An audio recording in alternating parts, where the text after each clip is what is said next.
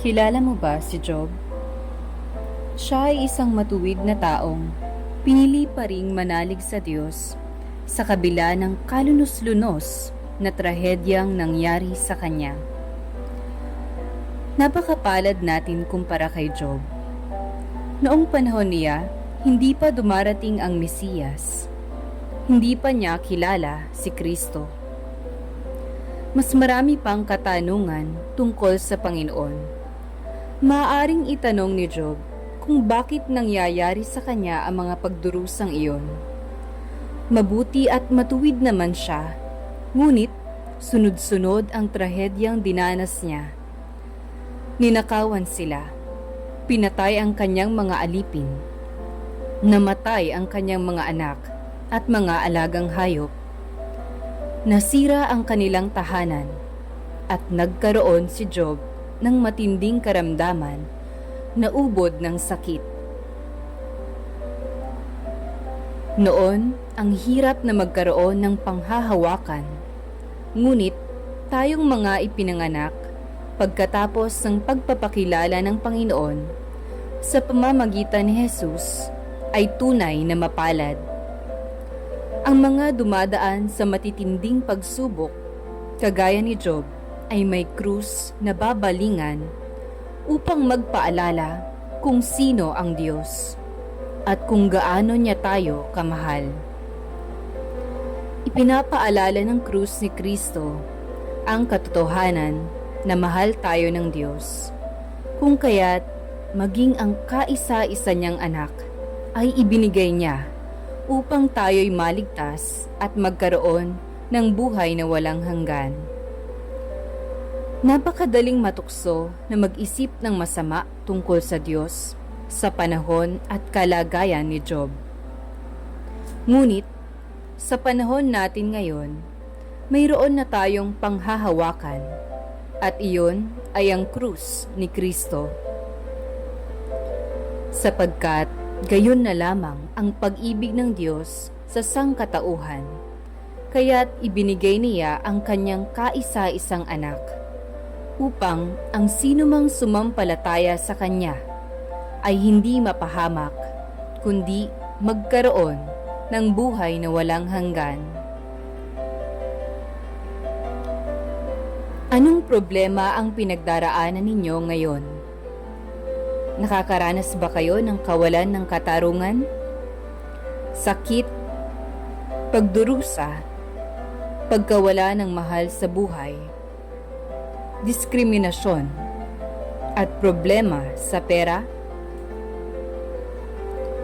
Daranas muna tayo ng maraming kapighatian bago makapasok sa kaharian ng Diyos. Naway maalala natin na hindi bulag ang Diyos sa ating mga paghihirap. Lahat ng pinagdaanan nating hirap at tukso ay pinagdaanan din ni Jesus. Sa krus, inako niya ang lahat ng ito, kung kaya't kayang-kaya niya tayong tulungan kapag tayo'y dumaraan din sa ganitong pagsubok. Ngunit, paano nga ba tumugon sa harap ng paghihirap? Kahit nakapako na si Jesus sa krus, patuloy pa rin ang panunuya at pananakit ng mga tao sa Kanya. Ngunit sa kabila nito, hindi sila nagtagumpay na pagalitin siya, bagkus lalo pang bumukal ang pag-ibig niya. Kagaya ni Jesus, buhatin natin ang mga krus ng may patuloy na pagmamahal, sapagkat iyon ang tunay na pagkakilanlan ng alagad ni Jesus. Sa ating patuloy na pananalangin at pamumuhay para sa Diyos, pinabago tayo ng pag-ibig ni Kristo at pinabago niya tayo sa pamamagitan ng ating patuloy na pagdarasal at lalo pang pagkapit sa Kanya. Lakasan niyo ang inyong loob at huwag mag-atubiling magpatulong sa Diyos.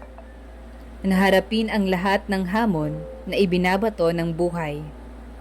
At lagi mong tatandaan na sa lahat ng ito, kasama natin si Jesus, kaya't kayang-kaya yan. Sa pamamagitan ni Jesus, ay napatunayan na ang nag-iisang Diyos, si Yahweh, mapagmahal at puno ng habag. Hindi madaling magalit, ang pag-ibig ay wagas. Siya ay mabuti at kahit kanino'y hindi nagtatangi. Sa kanyang nilikha, pagkalinga niya ay mamamalagi. Maraming salamat sa Diyos at may buhay na walang hanggan. Buo ang ating pag-asa na pagkatapos ng paghihirap sa buhay natin ngayon, sa tulong ni Jesus, pagsapit sa langit ay nasusulat. Papahirin niya ang bawat luha sa kanilang mga mata. Wala nang kamatayan, dalamhati, pagtangis at paghihirap sapagkat lumipas na ang dating mga bagay. Si Jesus ang tunay na pag-asa.